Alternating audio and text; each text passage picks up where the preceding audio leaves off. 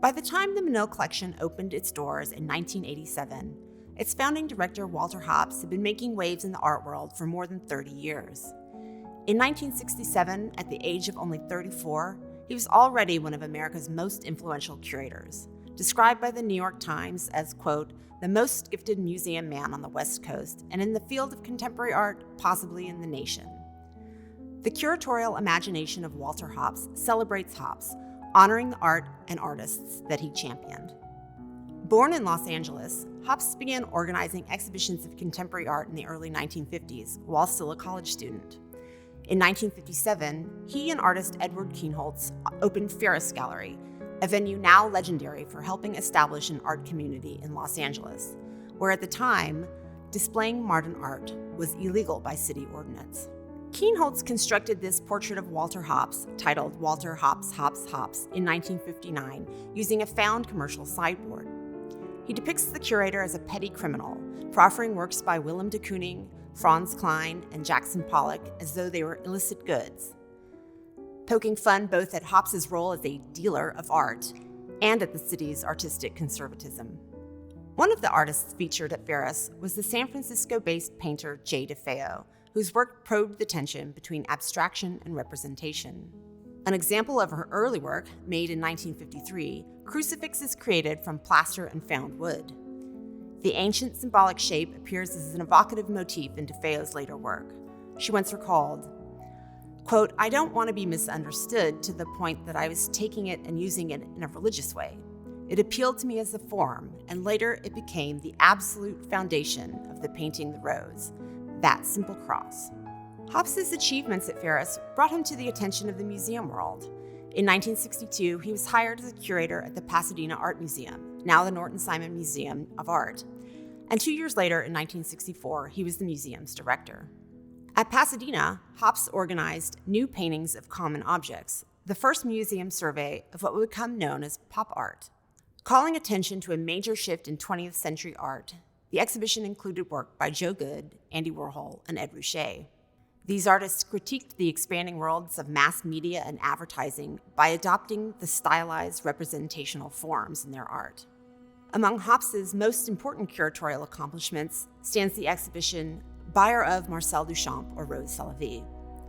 It was presented at the Pasadena Museum of Art in 1963 and was not only the first retrospective of this groundbreaking artist's multiform oeuvre, but also the only one in the United States during Duchamp's lifetime. In 1967, Hopps left Los Angeles for Washington, D.C., where he was appointed director of the Washington Gallery of Modern Art and later the Corcoran Gallery of Art. One of the first painters that Hopps met in D.C. was Sam Gilliam. Gilliam was active among a group of abstract artists known as the Washington Color School. Their work emphasized materiality and color. By 1984, these explorations had resulted in works like The Saint of Moritz outside Mondrian, a patchwork of multicolored and thickly textured canvas juxtaposed with metal forms. At the Corcoran Art Gallery, William Christianberry, an instructor at the affiliated art school, showed Hopps his photographs of the American South, rekindling Hopps's love of photography.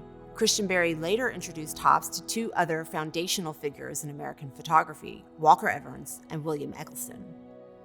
All these artists practiced street photography, pioneered by photographers like Henri Cartier-Bresson. They produced images of everyday life captured without prearranged staging or darkroom manipulations. When Hopps began consulting for the Menil Foundation in 1980, he was delighted to discover more than 400 prints by Cartier-Bresson that the de Menils had collected. In 1980, Hopps began advising Dominique de Menil on her plans for what would ultimately become the Menil Collection. He was named the museum's founding director the following year. Splitting his time between Washington, D.C. and Houston, Hopps continued to seek out new directions in contemporary art and added works by emerging artists like Gretchen Bender to the Menil's holdings. Bender's The Pleasure Is Back series incorporates photographs culled from mass media and silk screened onto the kind of metal supports used for commercial signage. Bender appropriated found imagery and introduced industrial fabrication techniques into the realm of fine art, much as pop artists had done in the 1960s. In 1989, only 2 years after the Menil Collection opened to the public, Hopps gave up his administrative duties to focus on what he loved, creating exhibitions that mined the strength of the museum's permanent collection and exploring the artistic community around him. Hopps supported Houston's burgeoning art community, fostering relationships with artists like Mel Chin and Terrell James, among many others. The exhibition concludes with a selection of works by Texas-born artist Robert Rauschenberg. Hopps and Rauschenberg met in the late 1950s, although it would be nearly 20 years before they would work together. Hopps viewed Rauschenberg's democratic approach to materials and collaboration as quintessentially American, and he therefore chose a mid-career survey of Rauschenberg's work to mark the nation's 1976 bicentennial. Hopps focused on the artist's innovative early work in an exhibition he curated for the Menil titled Robert Rauschenberg, The Early 1950s. That exhibition revealed pieces that are now among the most celebrated of the artist's long and prolific career. Hopps later mounted a Rauschenberg retrospective in 1997 that was so large in scale that it was installed not only at the Menil, but also at the Museum of Fine Arts Houston and the Contemporary Arts Museum Houston. Hopps's impressive curatorial record constitutes the framework of the curatorial imagination of Walter Hopps, which features more than 130 works by 70 artists.